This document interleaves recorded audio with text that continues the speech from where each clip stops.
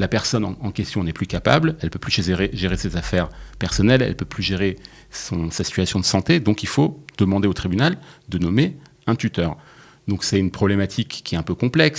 Partant de ce constat, le législateur a donc fait voter cette nouvelle loi qui permet à la personne elle-même, quand elle est encore capable, de décider de qui va s'occuper de quoi. Israël, comment ça marche ? Vous allez adorer comprendre Israël. Nous allons parler d'un sujet très important en Israël, notamment lorsque une personne de votre entourage est atteinte, ou en tout cas lorsque son discernement, son jugement est altéré. Est-ce qu'il faut faire quelque chose pour assurer son bien-être, mais aussi pour gérer son quotidien ? Voilà. Est-ce qu'on doit le faire juridiquement ? Est-ce qu'on peut le faire de façon naturelle ? On va voir ça tout de suite avec Maître Michael Moïse, ici présent. Michael Moïse, bonjour. Bonjour. Bon, voilà, c'est un petit peu compliqué parce que c'est très juridique, je ne suis pas avocate, mais on va essayer de faire le clair. Donc, en hébreu, on appelle ça le hipoui koach mitmasher. Comment ça se traduit en français et à quoi ça correspond en droit français ? Alors, en droit français, la notion la plus proche, c'est le mandat de protection future. Mais c'est un petit peu différent parce que les droits ne sont pas tout à fait identiques. Mais dans l'idée, c'est la même chose en fait. Le but est de permettre à des gens dont on suppose qu'avec l'âge, ils vont avoir des problèmes de santé, une altération du jugement ou de leur capacité physique, de décider dès à présent, à partir du moment où ils sont encore en bon état, entre guillemets, de ce qui se fera plus tard quand ils ne seront plus dans la capacité de gérer leurs propres affaires. Ça veut dire une personne qui peut avoir Alzheimer ou une personne qui peut être tellement malade qu'elle ne peut plus prendre des décisions pour elle-même. Il faut organiser ça juridiquement ? C'est mieux de le faire. Je précise juste un point important par rapport à ce que vous dites, Cathy, c'est qu'il faut le faire avant qu'il y ait une altération. Parce que s'il y a une altération ou une incapacité, donc tout acte juridique de cette personne n'est plus valable. Donc il faut le faire au moment où la personne est encore capable. Et quand on le fait, justement, on évite les problématiques futures. La loi israélienne a légiféré, enfin le législateur a mis en place une loi pour ça. Tout à fait. C'est-à-dire qu'en 2016, il y a une loi qui a été votée par la Knesset et qui est venue un peu faciliter ou améliorer toutes les situations qui pourraient se réveiller dans ce genre de cas. Je vous donne le droit en fait précédent la loi de 2016, c'était ce qu'on comparaîtrait en France avec la tutelle. Donc il faut faire une procédure de tutelle. La personne en question n'est plus capable, elle ne peut plus gérer ses affaires personnelles, elle ne peut plus gérer sa situation de santé, donc il faut demander au tribunal de nommer un tuteur. Donc c'est une problématique qui est un peu complexe, il faut généralement passer par un avocat, il faut avoir des documents médicaux, il faut déposer le dossier au tribunal. Et puis on ne sait pas qui va te nommer. C'est exactement, en général, c'est les enfants ou les proches, le conjoint qui prennent en charge cette demande. Donc ça peut aussi créer certaines tensions. Et une fois qu'on a la décision du tribunal, alors ensuite, on est aussi sous le contrôle du tribunal. Tous les X temps, il faut donner des rapports au tribunal, etc., etc. Donc c'est pas forcément simple. Partant de ce constat, le législateur a donc fait voter cette nouvelle loi qui permet à la personne elle-même, quand elle est encore capable, de décider de qui va s'occuper de quoi. C'est-à-dire qu'une personne qui aurait un début d'Alzheimer, parce que je vais prendre cette maladie parce que c'est quelque chose que tout le monde connaît, là, elle a encore son discernement, elle peut d'ores et déjà décider de qui va gérer ses affaires, qui s'occupera d'elle d'un point de vue médical, d'un point de vue financier, avant que sa maladie se dégrade, enfin s'aggrave plutôt. Si la personne est capable, il n'y a aucun problème. On peut demander d'ailleurs un certificat médical pour être bien sûr que la personne est capable, mais à partir du moment où la personne est capable et qu'elle fait cette procédure, on résout en fait 3 problématiques qui sont liées à la tutelle. Premièrement, c'est la personne elle-même qui décide de qui va faire quoi. Deuxièmement, qui fait quoi aussi à l'intérieur de cette définition, quel enfant ou quelle personne va s'occuper de tel domaine, le domaine des dépenses, le domaine médical. On peut nommer plusieurs personnes ? Oui, on peut nommer plusieurs personnes. Tout à fait, c'est aussi une des facilités qu'il y a dans cette loi, c'est qu'on peut nommer plusieurs personnes. Je vais y revenir un peu plus tard. Et donc le troisième avantage, c'est en fait qu'on n'a pas besoin de toute la procédure au tribunal. À partir du moment où on fait cette demande et qu'elle est acceptée par le département compétent du ministère de la Justice, c'est entériné, c'est enregistré. Ensuite, 1 an, 2 ans, 10 ans, 20 ans, 30 ans après, on fait une demande. Parfois, il faut ajouter 1 ou 2 documents médicaux, mais généralement, ce n'est même pas nécessaire. Et cette procuration rentre en vigueur.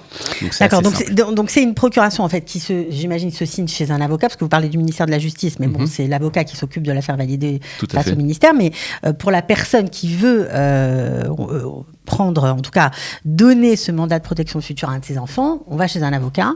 Tout simplement, on dit, voilà, lui, il va s'occuper de mes finances et mon fils médecin va s'occuper de ma santé, par exemple. On signe et c'est fini. Ouais, c'est un peu plus compliqué que ça, mais en gros, Cathy, c'est ça. C'est-à-dire qu'au lieu de se galérer au tribunal, etc., là, on va dire que la procédure, en gros, elle va prendre 1 heure. Remplir le questionnaire, l'imprimer, le faire signer, l'envoyer au ministère de la Justice par mail, etc., c'est une histoire d'1 heure. Bon, en général, on fait une rencontre préparatoire avant avec la personne pour comprendre un peu ce qu'elle veut, etc., lui donner du conseil déjà par rapport aux options. Donc, en gros, c'est 2 heures de travail, mais bon, c'est quelque chose qui amène quand même une plus-value au niveau du confort de vie de la personne qui est importante. Alors ça, on va dire, ce sont les avantages sur le fond, en gros. Est-ce qu'il y a des avantages aussi sur la forme ?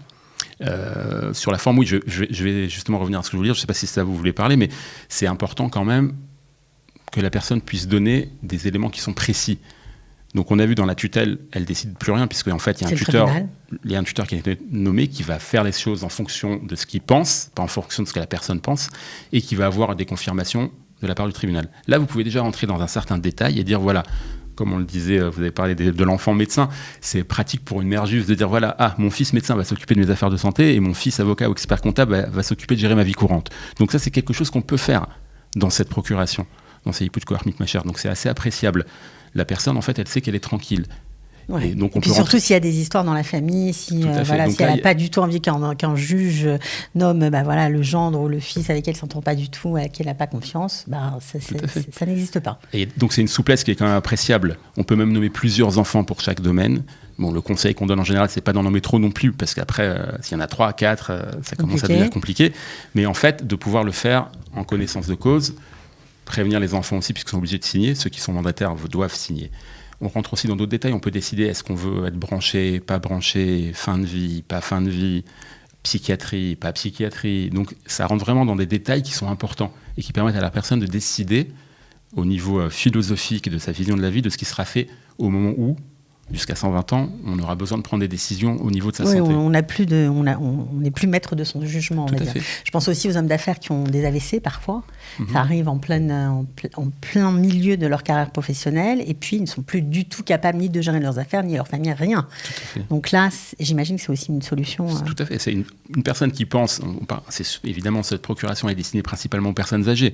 Mais comme vous l'avez dit, si des personnes plus jeunes commencent à avoir des symptômes problématiques, effectivement, c'est important de le faire en amont. Alors moi j'ai une question, Mickaël, parce que en général, quand ça arrive dans les familles, on va dire que les enfants le font naturellement. Ils vont pas chez un avocat pour dire, je vais gérer l'argent qui rentre sur le compte, je vais faire les courses, je vais m'occuper de ton médecin. En général, dans les familles où ça se passe bien, les enfants s'occupent de leurs parents de façon informelle. Il y a rien qui est précisé. Pourquoi en tout cas, ce serait important de faire ça légalement. Premièrement, je pense, en tant qu'avocat et personne, comme on dit ici, yéké, qui aime bien les choses carrées, je pense que c'est bien de faire les choses de manière juste et de manière carrée, parce que c'est vrai que dans la plupart des cas, les choses se font de manière naturelle ou informelle, comme vous le dites, mais parfois les choses ne sont pas tout à fait comme ça. Et même si on le fait pas, comme vous l'avez dit, pour les courses ou les choses comme ça, il y a quand même d'autres points qui sont inclus dans ce mandat, en fait, qui sont importants. Je vous donne un exemple, on y faisait référence il y a quelques minutes, par rapport à la situation psychiatrique. On peut aussi décider d'accepter de se faire interner ou de refuser de se faire interner. On peut même écrire à l'avance que même si je m'oppose à un internement psychiatrique, je veux que ma décision ne soit pas prise en compte, mais qu'on aille en fonction de ce qu'ont dit mes enfants. Donc ce sont des choses qu'on ne peut pas gérer après de manière informelle. Vous voyez ce que je veux dire ? Si, y a en cas de complication, ça facilite vraiment les choses, ça facilite beaucoup les choses. Donc c'est vrai qu'il y a beaucoup de choses qu'on fait aujourd'hui de manière informelle. On va faire les courses pour ses parents, etc., etc. Mais par exemple, là, pour la banque, quand vous devez payer un loyer, vous payez 5 000 shekels de loyer par mois. À partir du moment où la personne n'est plus capable, la banque, théoriquement, elle est au courant que la personne n'est plus capable. Elle ne la voit plus. Quand elle vient, elle voit qu'elle ne peut pas signer. Mais si l'enfant a la procuration sur le compte ? Oui, mais la procuration, théoriquement, elle tombe aussi à un moment ou à un autre par rapport à la situation, j'allais dire, de la personne. Okay. Et la procuration aussi, ce n'est pas forcément un système, ça ne reflète pas forcément la situation. C'est l'homme échakef, comme on dit en hébreu. C'est vrai que c'est pas transparent. Exactement. Ça veut dire que ça n'est pas officiel non plus, quelque part. Je voudrais rajouter aussi un point important, qu'on n'a pas évoqué. Mais cette procuration-là, elle sert en fait à gérer, les affaires de santé et les affaires courantes. Elle ne touche absolument pas à la succession de la personne. C'est ça qui est aussi intéressant, c'est qu'elle protège la personne. Un enfant, disons, qui a été nommé pour gérer les affaires courantes, n'a pas le pouvoir de vendre un appartement ou de disposer des économies de la personne. En fait, ça va rester conforme, à ce qu'a décidé le mandant, et 2, il y a des limitations qui ont été prévues par la loi pour éviter justement qu'il y ait des opérations qui aient une signification outre la gestion quotidienne et donc de santé. Donc ça protège les frères et sœurs, ça protège tout le monde, en cas en fait. d'héritage, les parents. Exactement, ça protège tout le monde. Ça n'a pas de rapport direct avec l'héritage. C'est vraiment pour, j'allais dire, préserver le statu quo des affaires courantes de la personne, et au niveau de la santé, et au niveau de la gestion courante de ses courses, de l'allocation, etc. Alors, si les gens qui nous regardent sont intéressés par effectuer, ou en tout cas s'ils ont besoin de signer un mandat de protection futur, ça coûte de l'argent, j'imagine que c'est pas gratuit. D'abord, ça coûte de l'argent parce que c'est un acte juridique qui est quand même un peu compliqué. Deuxièmement, les avocats qui sont habilités à le faire sont des avocats qui ont passé une formation. Donc, pas tout avocat n'est apte à le faire. Donc, le coût, de manière générale, tourne entre 5 000 et 10 000 shekels par personne. Et je pense que vu l'utilité qu'on peut en retirer, ça reste quelque chose de raisonnable, vu les circonstances. Mmh. Oui, parce que c'est vrai qu'après, lorsqu'il y a décès, c'est très compliqué au niveau des procédures. Pas décès. Quand la personne qui a perdu son discernement décède. Oui. Donc là, c'est compliqué. Déjà, là, surtout, on parle de perte du discernement. À partir du moment où il y a perte de discernement, il y a forcément tutelle ou autre situation formelle ou informelle, comme vous le disiez. Donc là, les gens résout ça. Effectivement, c'est important que la personne, je pense, dorme sur ses 2 oreilles. Vous ne pouvez pas savoir, quand les personnes signent et qu'on leur confirme quelques jours après que le ministère de la Justice a confirmé, elles sont heureuses. Elles se disent « je suis tranquille ». C'est un peu comme les personnes qui parfois veulent signer sur des testaments et qui disent « voilà, j'ai décidé de ce que je voulais, ce qui se passe après, je suis en paix avec moi-même, j'ai réglé mes affaires ». Je ne sais pas si vous voyez ce que je veux dire au niveau de ce calme. Bien sûr. Ce calme, j'allais dire, philosophique et moral dans la tête des personnes, dire voilà, j'ai fait le partage, je suis content. Là, c'est un peu pareil, dans une autre proportion, en se disant voilà, je sais que si jamais j'ai des problèmes, j'ai mes enfants qui vont s'occuper de moi de telle manière ou telle manière, et j'ai donné moi mes volontés par rapport à ça. C'est ça la nouveauté qui est importante. Bon, en tout cas, vous ne perdez rien à aller vous renseigner plus avant, mais apparemment, c'est une procédure qui protège les héritiers, ceux qui perdent le discernement, enfin tout le monde a à y gagner. Voilà, en tout cas, merci beaucoup, Maître Michael Moïse, d'avoir été avec nous et de nous avoir parlé de ce qu'on appelle en hébreu, je le répète, Ipouy Koach Mitmacher. Voilà, merci et on se retrouve peut-être pour une prochaine émission avec plaisir. Merci Cathy, à bientôt. Israël, comment ça marche ? Vous allez adorer comprendre Israël.